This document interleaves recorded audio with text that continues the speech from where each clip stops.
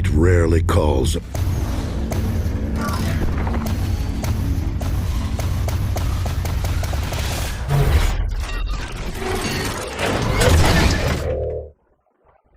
Hello दोस्तों, welcome back to the my channel. और आज मैं आप लोगों के लिए ट्रांसफार्मर का सेकंड पार्ट एक्सप्लेन करूंगा। वहीं अगर आप लोगों ने इसके पहले पार्ट की एक्सप्लेनेशन नहीं देखी है तो उसका लिंक आपको आई बटन और डिस्क्रिप्शन में मिल जाएगा, आप वहां से वो वीडियो देख सकते हैं, वरना ये वीडियो आपके समझ में नहीं आएगी। तो चलिए दोस्तों, शुरू करते हैं आज के एक्सप्लेनेशन को। तो दोस्तों, मूवी की शुरुआत पहले पार्ट के इवेंट के 2 साल बाद शुरू होती है, जहां पे अब हमें दिखाया जाता है कि ऑलस्पार्क के नष्ट होने के बाद ऑप्टिमस प्राइम और उनके लोग यहीं धरती पे रह गए, क्योंकि ऑलस्पार्क के नष्ट होने के बाद ये अपने प्लेनेट को दोबारा से सही नहीं कर सकते थे, जिसकी वजह से ऑप्टिमस प्राइम और उनके साथी यूएस आर्मी के साथ मिल करके दुनिया भर में फैले डिसेप्टिकॉन का पता ढूंढने लगे और उन्हें एक एक करके खत्म करने लगे। और अब अगले ही सीन में शंघाई चाइना का सीन दिखाया जाता है, जहां पे एक अनजान डिसेप्टिकॉन अचानक ही आ पहुंचा था। और अब प्राइम के साथी बम्बलबी और आयनहाइट को पता चलने पर वो उसे पकड़ने के लिए निकल पड़े, जहां पर उनके बीच में घमासान युद्ध हुआ। और अब मामले की सीरियसनेस को देखते हुए ऑप्टिमस प्राइम खुद ही इस युद्ध में कूद जाता है और उस डिसेप्टिकॉन को खत्म कर देता है। पर मरने से पहले वो डिसेप्टिकॉन एलियन ऑप्टिमस प्राइम से बोलता है कि तुम सब यहाँ ज्यादा दिन नहीं टिकने वाले, क्योंकि द फॉलन बहुत जल्द लौटने वाले हैं। और अब ये सुनते ही ऑप्टिमस प्राइम और उनके यूएस आर्मी के लोग बहुत ज्यादा टेंशन में आ जाते हैं। वहीं ये द फॉलन कौन है, इसके बारे में हमें थोड़ी देर में पता चलेगा, जिसके बाद ये सीन यहीं पे कट हो जाती है। अब अगले ही सीन में हमें सैम को दिखाया जाता है, जो कि अपनी पढ़ाई पूरी करने के लिए दूसरे शहर जा रहा था। वहीं अब पैकिंग के दौरान पिछले युद्ध में बर्बाद हुए ऑलस्पार्क का एक टुकड़ा सैम की शर्ट में चिपका हुआ था, और अब सैम के उसके छूते ही उसे प्राचीन साइबरट्रॉन के सिंबल्स दिखाई देना शुरू हो जाते हैं। इसी झटके में क्यूब का टुकड़ा के हाथ से छूट जाता है और अब उसके किचन अप्लायंसेस उसके कांटेक्ट में आ जाते हैं, और देखते ही देखते वो सारे इलेक्ट्रॉनिक आइटम मिनी डिसेप्टिकॉन में बदल जाते हैं और सैम के पूरे घर में हमला कर देते हैं। वहीं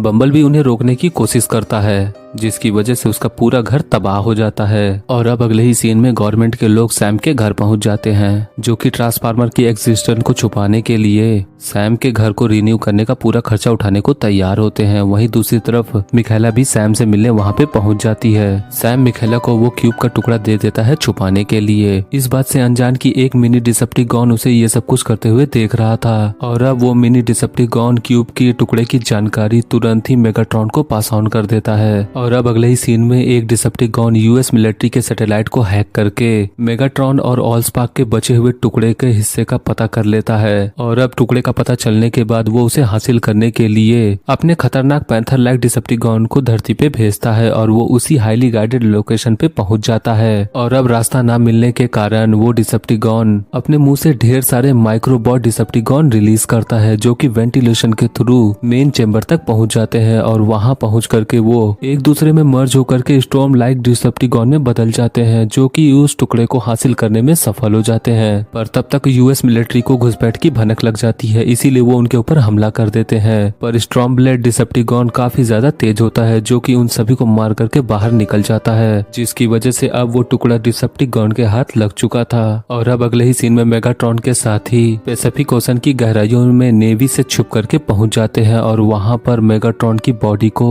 क्यूब के टुकड़े की मदद से रिजरेक्ट करने में सफल हो जाते हैं। अब इससे पहले कि नेवी को उनका पता चले, मेगाट्रॉन नेवी के शिप को फाड़ करके सब कुछ तबाह करते हुए वहां से निकल जाता है और एक अननोन प्लेनेट पे लैंड करता है, जहां पर उसकी मुलाकात द फॉलन से होती है। और अब हमें समझ में आता है कि शुरुआत से ही डिसेप्टिकॉन यहाँ पे छुपे हुए हैं, ताकि वो सही मौका देख करके पृथ्वी पे हमला कर सकें। वहीं द फॉलन मेगाट्रॉन से बोलता है कि हमें जल्द से जल्द ऑलस्पार्क टुकड़े के अंदर छिपे हिडन मैसेज को डिकोड करना होगा, ताकि वो अपने एनर्जी सोर्स का पता कर सके, जो कि अब क्यूब के उस टुकड़े के जरिए सैम के अंदर ट्रांसफर हो चुकी है। जिसके बाद ये सीन यहीं पे कट हो जाती है। अब अगले ही सीन में हम सैम को देखते हैं, जो कि अपने कॉलेज पहुंच चुका था, और वहीं पे हॉस्टल में सैम की मुलाकात लियो नाम के लड़के से होती है, जो कि उसका रूम पार्टनर होता है। वहीं दूसरी तरफ हमें कॉलेज में एक एलिस नाम की लड़की को दिखाया जाता है, जो कि सैम से पहली मुलाकात में ही उसमें कुछ खास दिलचस्पी लेती है। वहीं दूसरी तरफ सैम को फिर से ऑलस्पार्क के सिंबल्स दिखाई देने लगते हैं, जो कि उसके क्लासरूम में क्लास के दौरान ही घटता है, जिसकी वजह से सैम अब समझ जाता है कि ये क्यूब के छूने के साइड इफेक्ट्स हैं। इसीलिए वो मिखाइला को कॉल करके सब कुछ सच सच बता देता है, जिसकी वजह से अब मिखाइला उस क्यूब से दूर रहती है। वहीं दूसरी तरफ वो मिनी डिसेप्टिकॉन उस टुकड़े को चुराने की कोशिश करता है, जिसकी वजह से अब मिखाएला उसे देख जाती है और अब उस टुकड़े को चुराता देख मिखाएला समझ जाती है कि सैम की जान खतरे में है। इसीलिए वो तुरंत ही उस मिनी डिसेप्टिकॉन को एक डिब्बे में कैद करके तुरंत ही फ्लाइट से सैम से मिलने के लिए निकल पड़ती है। और अब अगले ही सीन में हम सैम को देखते हैं, जिसे कि वो साइड इफेक्ट कुछ ज्यादा ही मात्रा में होने लगे थे। तभी वहाँ पे अलिसिया आ जाती है, जो कि उसके इस हालत को देख करके उसे संभालने के बजाय जैसे ही उन सिंबल्स को देखती है वो उसकी ओर आकर्षित होने लगती है। और थोड़ी ही देर बाद हमें पता चलता है कि वो कोई इंसान नहीं बल्कि एक डिसेप्टिकॉन एलियन है, जिसे कि मेगाट्रॉन ने वहां तैनात किया था ताकि वो सैम के अंदर चल रहे सिंबल्स का पता कर सके।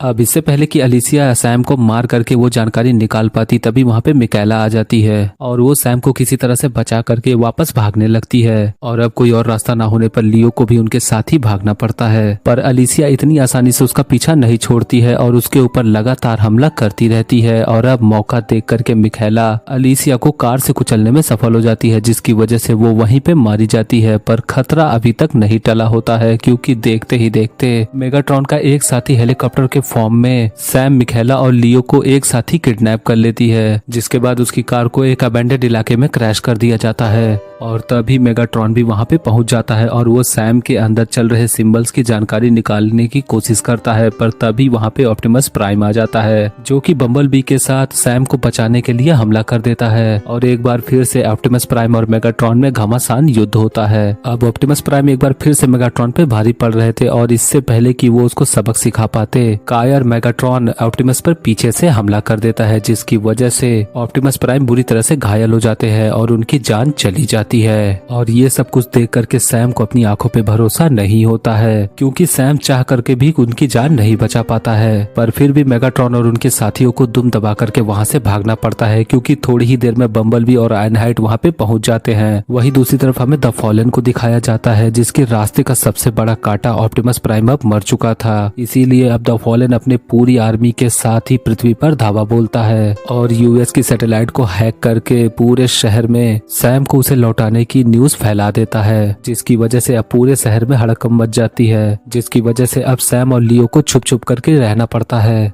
वहीं अगले ही सीन में हमें यूएस आर्मी को दिखाया जाता है, जहां पे अब ऑप्टिमस प्राइम के मरने के बाद उन सभी को कुछ भी समझ में नहीं आता है कि वो लोग द फॉलन को कैसे रोके। और अब कोई और रास्ता ना होने पर वो खुद ही सैम को दुनिया भर में ढूंढ करके द फॉलन के हवाले करने की बात करने लगते हैं। वहीं दूसरी तरफ सैम भी खुद को द फॉलन के हवाले करने को सोचता है, पर वो ये सोच करके रुक जाता है कि क्या पता कि द फॉलन को खुद को हवाले करने के बाद वो धरती वासियों को छोड़ देगा। और अब वो खुद ही इस गुत्थी को सुलझाने का तय करता है और अब वो इन सिंबल्स को समझने के लिए सेक्टर 7 के एक्स एजेंट सिमोन सिमंस के पास पहुंचता है। पर एजेंट सिमोन सिमंस उसे कोई भी जानकारी देने से मना कर देता है, क्योंकि सैम के कारण ही सेक्टर 7 बंद हो गया। पर सैम के थोड़ा समझाने के बाद वो मामले की सीरियसनेस को समझता है और सैम के सिंबल के बारे में बोलने के बाद एजेंट सिमोन सिमंस उसे अपने स्टोर रूम में ले आता है, जहां पर अब एजेंट सिमोन सिमंस उन्हें एक टॉप सीक्रेट जानकारी रिवील करता है कि ट्रांसफॉर्मर यहां पर कई हजार सालों से मौजूद हैं और जो सिंबल्स सैम को अपने विजन में दिखाई दे रहे हैं वो हजारों साल पहले देखे गए सिंबल्स हैं, जो कि पूरी दुनिया में देखे गए थे, जो कि एक प्राचीन साइबरट्रोनियन लिपि है। तब मिखाएला उसी मिनी डिसेप्टिकॉन को बाहर निकालती है और उनसे उन सिंबल्स का मतलब पूछती है, जिसके बाद वो बताता है कि वो एक मैप है जहाँ के पॉइंटेड लोकेशन पर प्राचीन डिसेप्टिकॉन एलियन छुपे हुए हैं। जिसके बाद उन्हें एक जगह का पता चल जाता है, जिसके बाद वो लोग तुरंत वहाँ पे पहुँचते हैं और उस प्राचीन डिसेप्टिकॉन को टुकड़े के जरिए जिंदा कर देते हैं। और अब वो जिंदा होने के बाद उन सभी सिंबल्स को देखता है और वो सभी को बताता है कि एक समय में द फॉलन और वो एक साथ काम करते थे, पर इंसानों को ना मारने के विरोध में द फॉलन ने उसे हमेशा के लिए यहाँ पे सड़ने के लिए छोड़ दिया। और इस डिसेप्टिकॉन एलियन का नाम होता है जेटफायर। जिसके बाद जेटफायर उन सभी को लेकर के इजिप्ट आ जाता है और वो सभी को बताता है कि हमारे पुरखे आज से करोड़ों साल पहले इस जगह पर आए हुए थे, जिन्हें ये लोग द 7 ओरिजिनल प्राइम्स कहते थे। और उन्होंने यहाँ पर आकर के एक सन हार्वेस्टर मशीन बनाई थी, जो कि सभी सूरज को नष्ट करके एनर्जॉन इकट्ठा करता है, जिसकी वजह से उनको कभी जंग नहीं लगेगा और वो हमेशा के लिए यहाँ पर जिंदा रह सकते हैं। इसीलिए वो लोग एक समय पर इस पृथ्वी के सूरज को भी नष्ट करके एनर्जॉन इकट्ठा करने की कोशिश करते हैं। पर यहाँ पर 7 प्राइम्स का ये कहना होता है कि हमें किसी ऐसे ग्रह को नष्ट नहीं करना है जिसपे जीवन हो, पर द फॉलन इसका विरोध करता है जिसकी वजह से अब उनके बीच में युद्ध छिड़ जाता है जिसमें द फॉलन हार जाता है। जिसके बाद उस सन हार्वेस्टर चलाने वाली मशीन की एक की को, जिसे द मैट्रिक्स कहा गया है, वो उसे द फॉलन से छीन लेते हैं और अपना बलिदान दे करके कहीं पहाड़ियों में उस की को छुपा देते हैं। और अब ये सुनने के बाद सैम तय करता है कि वो द मैट्रिक्स का इस्तेमाल करके ऑप्टिमस प्राइम को दोबारा जिंदा कर देगा, क्योंकि द फॉलन को एक प्राइम ही हरा सकता है।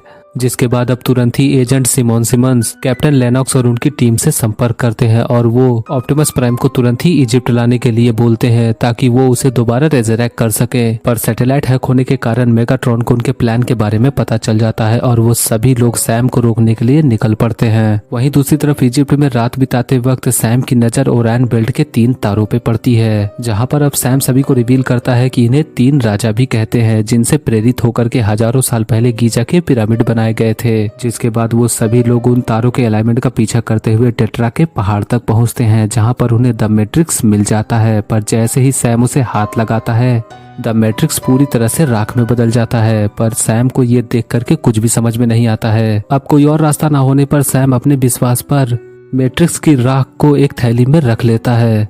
वहीं दूसरी तरफ कैप्टन लेनॉक्स और उनकी टीम ऑप्टिमस प्राइम को लेकर के इजिप्ट में लैंड कर जाते हैं, पर सैम उनसे बहुत ज्यादा दूर होता है, इसीलिए सैम तुरंत ही प्राइम की तरफ बढ़ने लगता है। पर तभी डिसेप्टिकॉन वहां पर हमला कर देते हैं, जिसके बाद सैम की टीम 2 ग्रुप में बढ़ जाती है, जहां पर सैम और मिखेला प्राइम की ओर बढ़ रहे होते हैं। वहीं पे सिमोन सिमन और लियो डिसेप्टिकॉन को भटकाने के लिए दूसरे रास्ते पे निकल पड़ते हैं। पर ये सिमोन सिमंस की बहुत बड़ी भूल होती है, क्योंकि देखते ही देखते वहां पे बहुत सारे डिसेप्टिकॉन मशीनें आकर के उन्हें घेर लेती है और एक साथ मर्ज होकर के एक जायंट डिसेप्टिकॉन में बदल जाती है, जो कि अपने रास्ते में आने वाली सभी चीजों को निगलने लगती है। वहीं दूसरी तरफ कैप्टन लेनॉक्स की टीम मेगाट्रॉन को रोकने की कोशिश कर रही थी कि तभी वहां पे जेट फायर भी आ जाता है और वो मेगाट्रॉन को रोकने की कोशिश करता है, पर बूढ़ा होने के कारण मेगाट्रॉन उसे आसानी से मार गिराता है। वहीं यूएस आर्मी को इस हमले का पता चलने के बाद वो लोग एयरफोर्स के जरिए उन सभी पे हमला करने की कोशिश करते हैं। जिसके बाद अगले ही सीन में हमें उस जायंट डिसेप्टिकॉन को दिखाया जाता है, जो कि पिरामिड के ऊपर चढ़ने लगा था,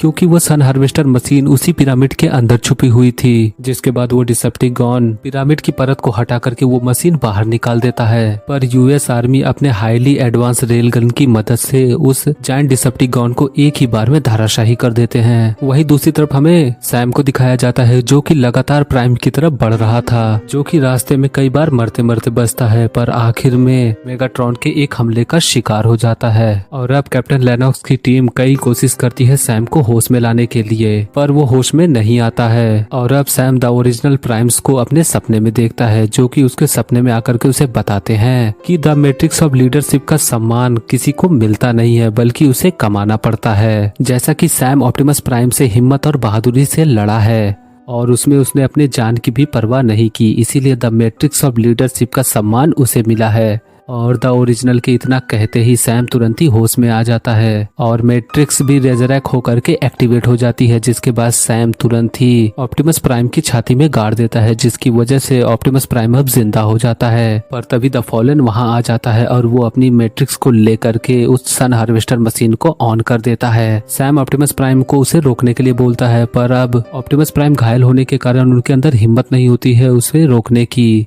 जिसके बाद हमें जेट फायर को दिखाया जाता है, जो कि मरते मरते अपने आखिरी सांस में अपने पुर्जे ऑप्टिमस को दान में दे जाते हैं। अब उनके पुर्जे ऑप्टिमस में अटैच होने के बाद ऑप्टिमस प्राइम पहले से ज्यादा ताकतवर, उसके अंदर उड़ने की ताकत आ जाती है। जिसके बाद वो तुरंत ही पिरामिड के ऊपर हमला करके एक ही हमले में सन हार्वेस्टर मशीन को तबाह कर देता है और अब ये देख करके द फॉलन प्राइम के ऊपर हमला कर देता है। अब जैसा कि ऑप्टिमस प्राइम पहले से ज्यादा ताकतवर है, वो द फॉलन को बड़ी ही आसानी से मात देने में सफल हो जाते हैं।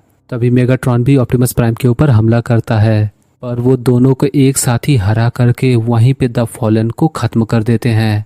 और अब द फॉलन के मरते ही मेगाट्रॉन अपनी जान बचा करके दुम दबा करके वहां से भाग जाता है।